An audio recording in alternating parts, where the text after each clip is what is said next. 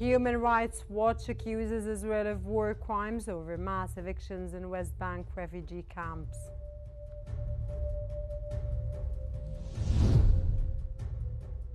Iran faces domestic strains amidst regional ambitions.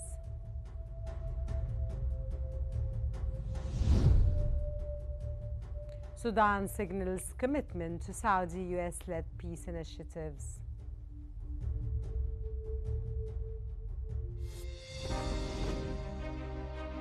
And then, of course, we have the host tonight, and I just want to thank you very much. It was a reason we chose Egypt, because you were very helpful, and very, very helpful. Everybody wanted to have this, but we really thought it was appropriate, and you are a great leader.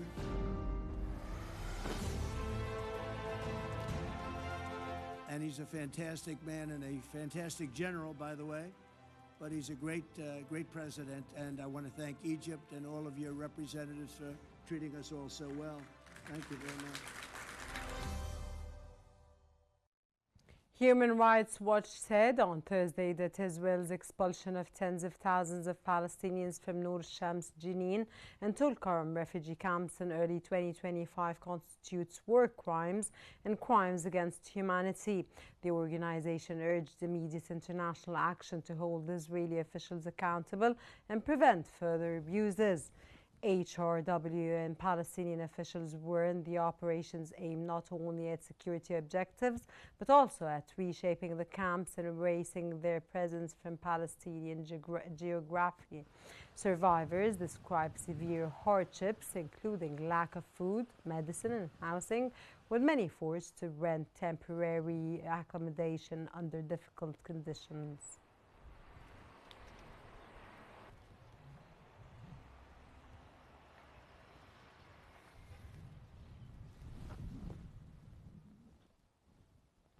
The UN General Assembly has overwhelmingly adopted Egypt's annual resolution affirming the Palestinian people's right to self-determination with support from 164 states. Egypt, submitting the text on behalf of the Islamic group, welcomed the board endorsement, which reflects firm international backing for the Palestinians' inalienable rights, including establishing an independent state. Egypt reaffirmed its steadfast commitment to supporting these rights and coordinating with regional and international partners. It also stressed the importance of implementing President Trump's peace plan in UN Security Council Resolution 2803 to secure a ceasefire, advance reconstruction, and pave the way for a just political settlement.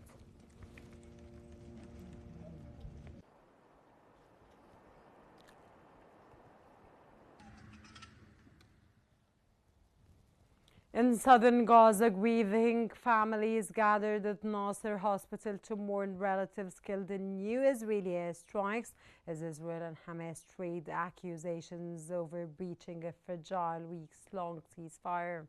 At Nasser Hospital in Khan Yunis, devastated Palestinians wept over bodies laid out in crowd corridors and courtyards after fresh Israeli airstrikes on the Gaza Strip. Relatives clutched white shrouded victims and condemned what they called repeated attacks despite a weeks-long ceasefire meant to hold a two-year war.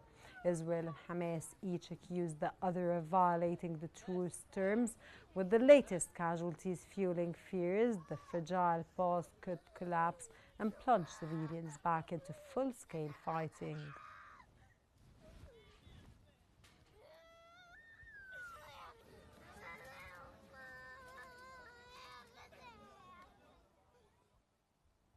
Hamas says Israeli forces are pushing the so-called Yellow Line westward inside Gaza in violation of the ceasefire, and President Donald Trump's peace maps as new Israeli airstrikes hit the Strip. Hamas spokesperson Hazem Qasim accused Israeli troops of working daily to move the Yellow Line further west, saying the breaches and ceasefire and the maps attached to President Trump's Gaza plan. The Yellow Line marks the boundary behind which Israeli forces were meant to pull back under the agreement.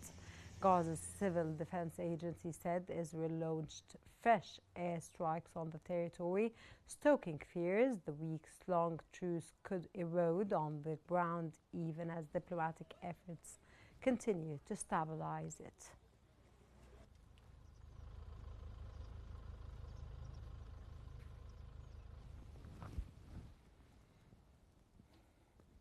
In Gaza City, Palestinians have inspected heavy damage after an Israeli strike hit the Hamas-run Ministry of Endowments, shattering nearby buildings and sending debris across surrounding streets.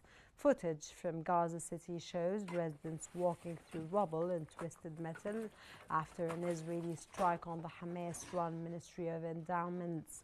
Windows were blown out and offices left in ruins, with fragments of concrete and glass scattered across nearby homes and shops. Locals say the blast rocked the neighborhood and sparked panic among families sheltering in already damaged buildings. Israel has not immediately commented on the specific target, as strikes continue to hit government facilities and residential areas across the Strip despite the fragile ceasefire.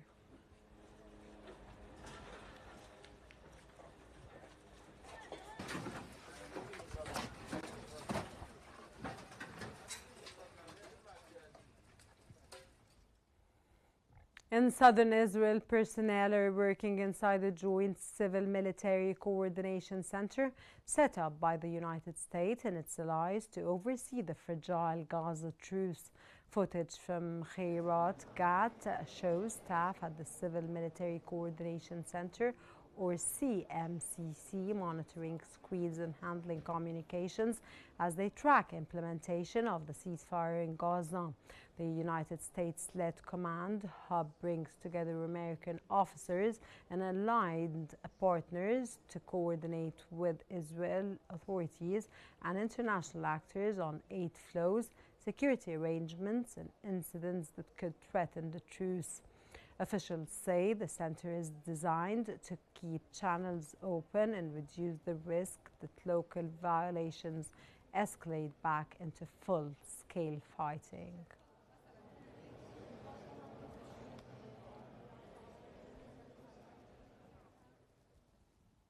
And for more analysis, we now move on to my dear colleague Mark Summers in our newsroom. Mark?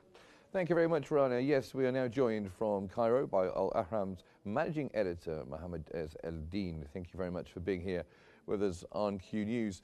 So how might the recent Israeli airstrikes affect the longevity of the US brokered ceasefire in Gaza?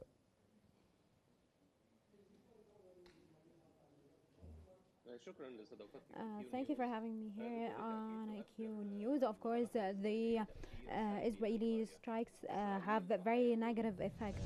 Israel is trying to influence the latest international community's decision and are trying to not have the latest proposal fail, firing on civilians and having these strikes and daily killings, including women and children, is a clear violation of the ceasefire agreement and Trump's peace plan.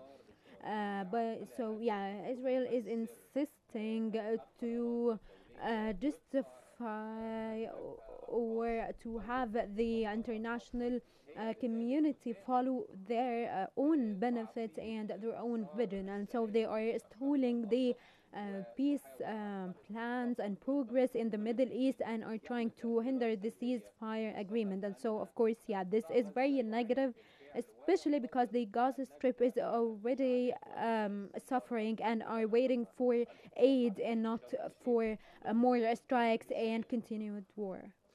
So, in your view, what factors might have contributed to this spike in violence despite the ceasefire?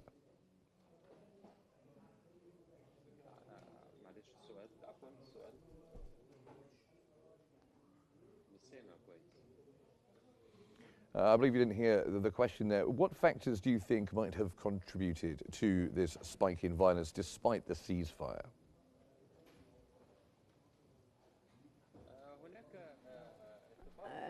there is an international agreement that needs to be implemented, and with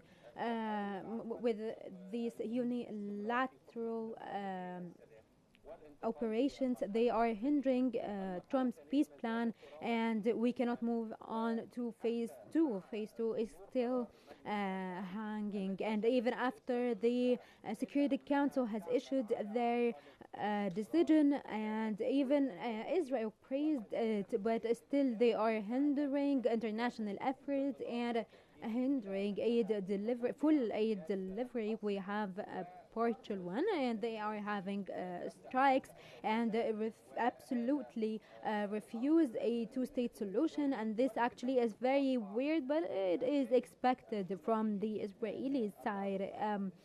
The Israeli want to basically stop the Trump peace plan, and to have it stop right where it is. It is not peace, and at the same time it is not a full-on war, and they still want to target Hamas while the civilians are still suffering. And so the international community needs to put more pressure, especially the U.S. administration, especially that Trump leads the peace council that will have a leading role in the upcoming phase when it will have a role on how to deal with the post-war phase in Gaza and to take control, and maybe even in the West Bank.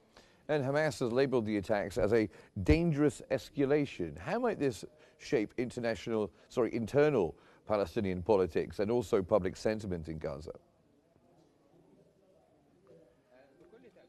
Of course, the Palestinian resistance, when they are talking about the violations and war still going on. Israel actually hasn't stopped striking a lot of areas in the Gaza Strip, even though they signed this and they agreed and are supposed to be committed to this, and they actually welcomed peace at first. And so, yeah, Israel is still insisting to not honor the international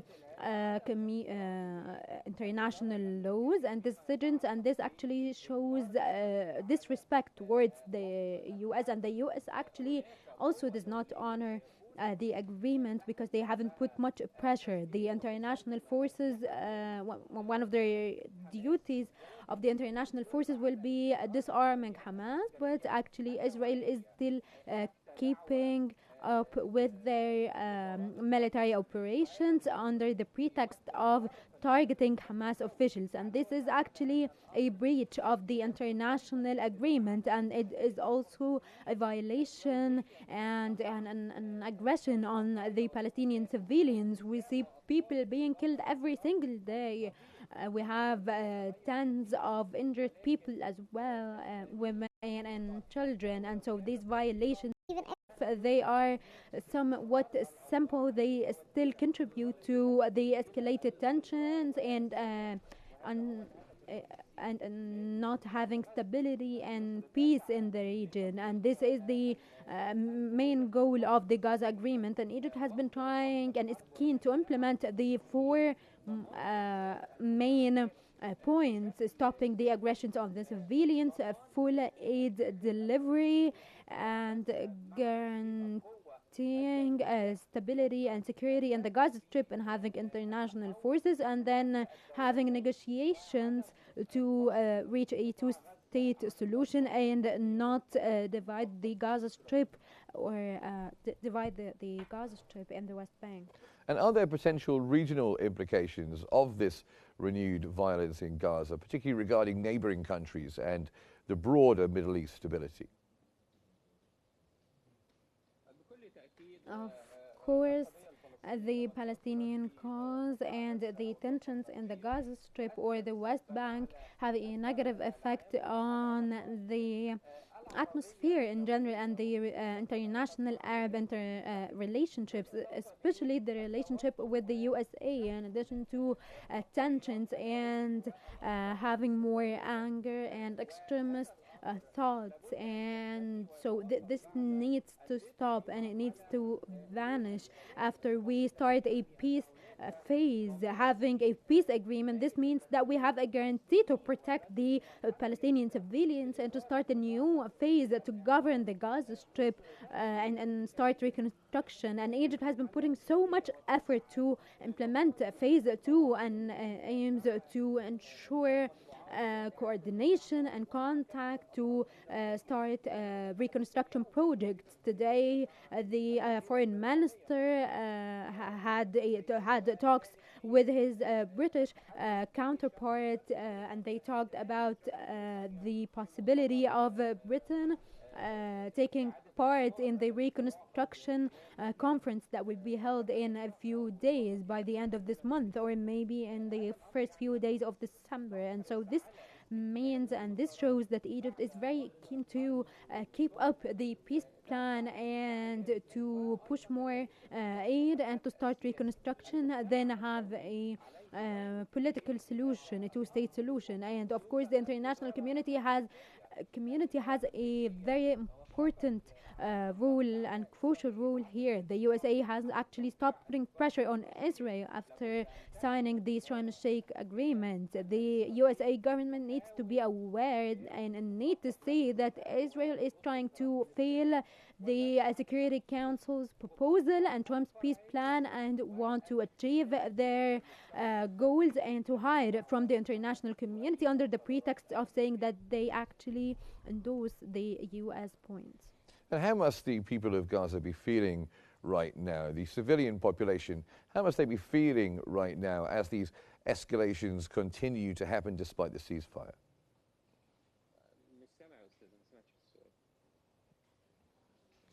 I was asking Mohammed Ezzaldine, how do you think the people of Gaza must be feeling now as these escalations continue to happen?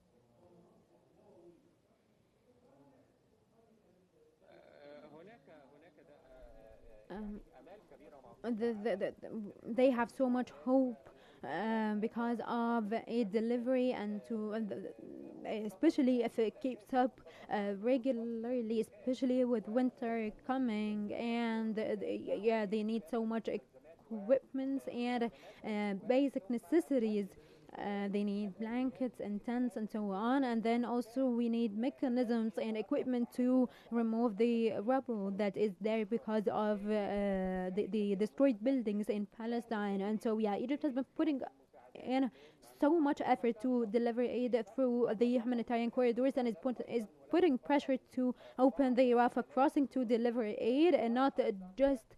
That's okay, and also they are aiming to make sure that the international peacekeeping forces in the Gaza Strip will actually live up to their role and will actually exercise their duties, and they have concerns when it comes to Israel considering the international forces, or thinking that the international forces will actually be their allies or will work in accordance with Israel's benefits. And so this needs to be settled once and for all, and not to have Israel take control from behind the scenes over the Gaza Strip and the Palestinian street, especially that disarming Hamas will not be easy. And so there is a need to make sure that will be very close international monitoring and to name the duties clearly, and the mediators also need to follow up, and the USA, the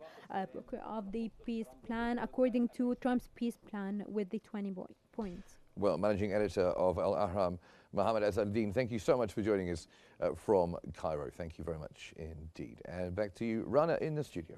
Thank you so much, Mark. And now we explore the latest news from Egypt.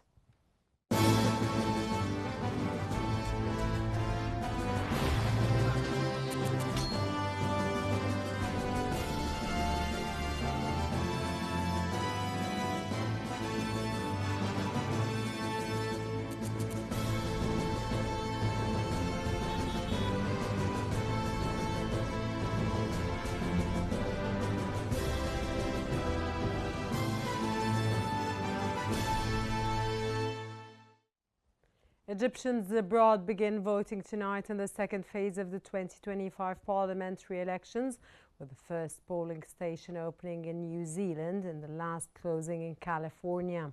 Polling for the second phase of the House of Representatives elections kicks off for expatriates at 10 p.m. local time as Egypt's embassy in Wellington opens its doors at 9 a.m. local time ahead of 139 embassies and consulates in 117 countries over Friday and Saturday, 21 and 22 November.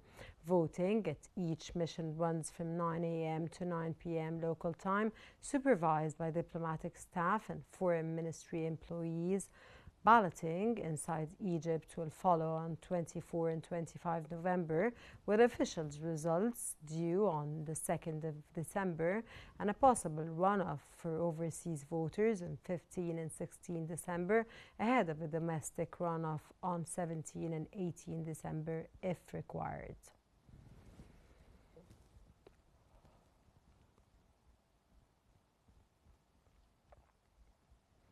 Deputy Foreign Minister for Immigration Nabil Habashi renewed his calls on Egyptians abroad to head to their nearest diplomatic mission and participate in the second phase of the 2025 House of Representatives elections set for Friday and Saturday. Habashi said the state is committed to facilitating voting procedures for expatriates whose voices are no less important than those inside Egypt. He urged communities abroad to preserve their constitutional gains by taking part in choosing their parliamentary representatives and supporting the country's democratic process. Habashi praised the strong turnout and political awareness shown by Egyptians abroad in the first phase, saying their participation reflected deep belonging and a commitment to contributing to the building of the new republic.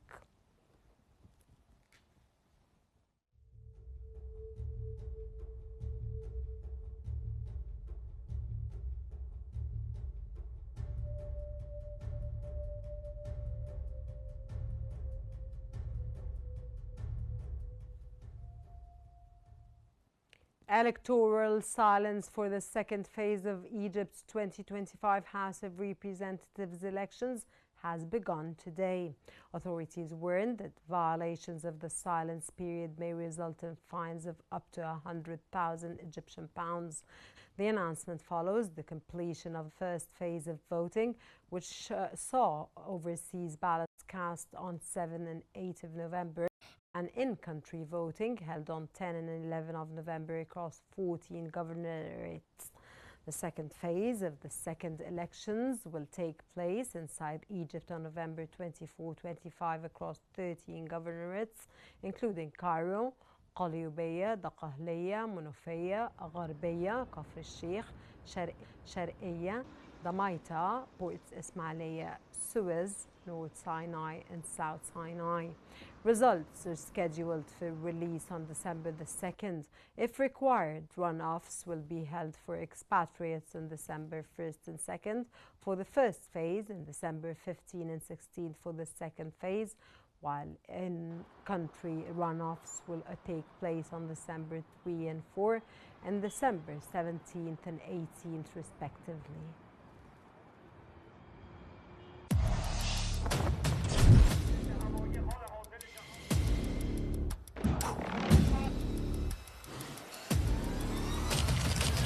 We're trying to make a deal so that there's no destruction and death.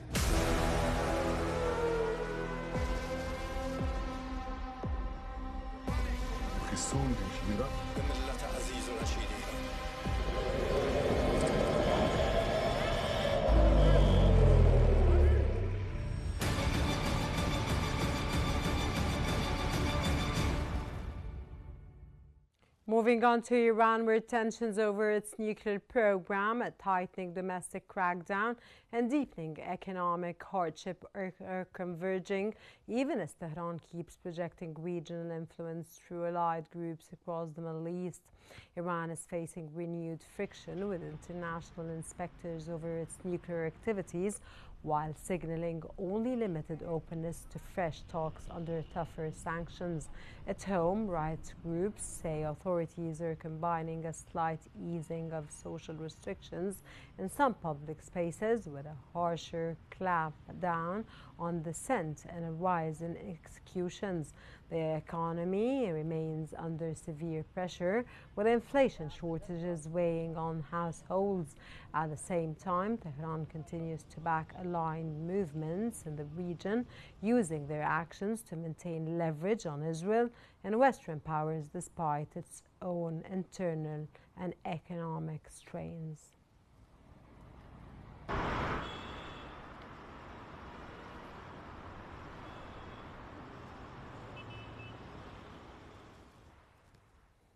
Iran's envoy to the United Nations nuclear watchdog says a new IAEA resolution will have a negative impact on cooperation over its nuclear game, calling the move politically motivated by the United States and European powers. Speaking after the Board of Governors adopted a resolution urging Tehran to grant access and provide more information on its nuclear sites, Iran's ambassador to the IAEA, Reza Najafi, said the decision was driven by political rather than safeguards concerns. He accused the United States and the E3 group of Germany, France, and the United Kingdom of sponsoring the text, while one of them, in his words, is the main perpetrator of aggression against Iran's safeguarded nuclear facilities. Najafi warned that the move would damage cooperation with the agency as the standoff over Iran's nuclear activities deepens. Indeed, one of the sponsors of the resolution is the main perpetrator with regard to the act of aggression against Iran's nuclear safeguarded facilities. It was adopted. The United Nations Nuclear Watchdogs Board has passed a resolution urging Iran to grant inspectors access to bombed nuclear sites and explain its highly enriched uranium stockpile, prompting warnings of retaliation from Tehran. The IAEA's 35-nation Board of Governors approved a U.S.-European draft resolution calling on Iran to quickly cooperate with inspectors, reopen sites hit in June strikes, and clarify the status of uranium enriched up to 60% close to weapons grade. Iran, which says its program is peaceful, has warned the move could harm its cooperation with the agency. Western diplomats say they aim to restore broader monitoring and curb activities they fear could shorten Iran's breakout time. I always say, and I repeat this in my conversation with my Iranian counterparts, that we have to focus on the work we need to do. In these facilities that were attacked, there is, Iran has released a Marshall Islands flag tanker and its 21 crew days after seizing the vessel in Gulf waters in its first such move in more than 1 year. The product tanker, Talara, was allowed to leave Iranian waters on Wednesday with all 21 crew members safe, according to its managers, who said the ship is now free to resume normal operations. Iran's Revolutionary Guards have diverted the tanker last week off the country's southern coast without publicly explaining the seizure. The release comes amidst renewed tensions over Tehran's nuclear program and Western criticism of its regional activities, but may be seen as a limited de-escalatory step in the vital shipping lanes.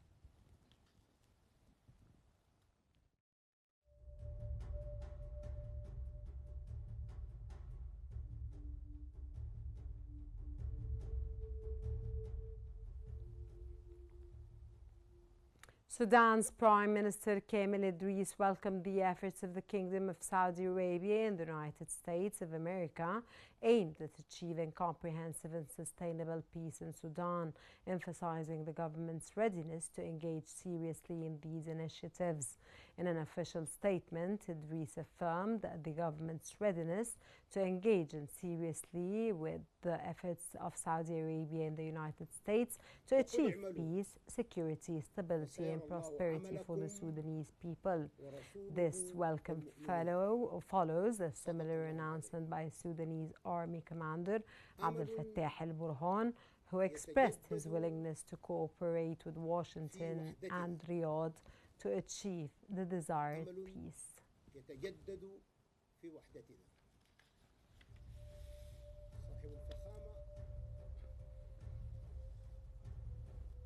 That brings us to the end of our news bulletin, but before we wrap up, here's a recap of the top stories making headlines this hour. Human Rights Watch accuses Israel of war crimes over mass evictions in West Bank refugee camps.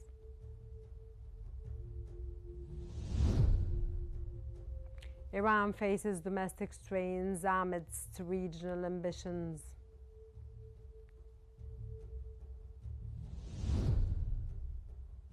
And Sudan signals commitment to Saudi-US-led peace initiatives.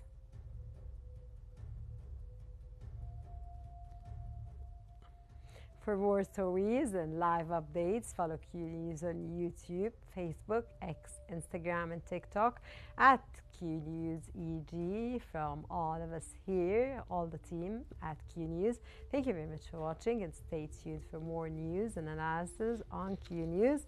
But this ends our transmission for today. Until we meet again tomorrow at 4 p.m. car local time. A goodbye from all the team. I'm Rana Al-Khassas. Thank you for watching.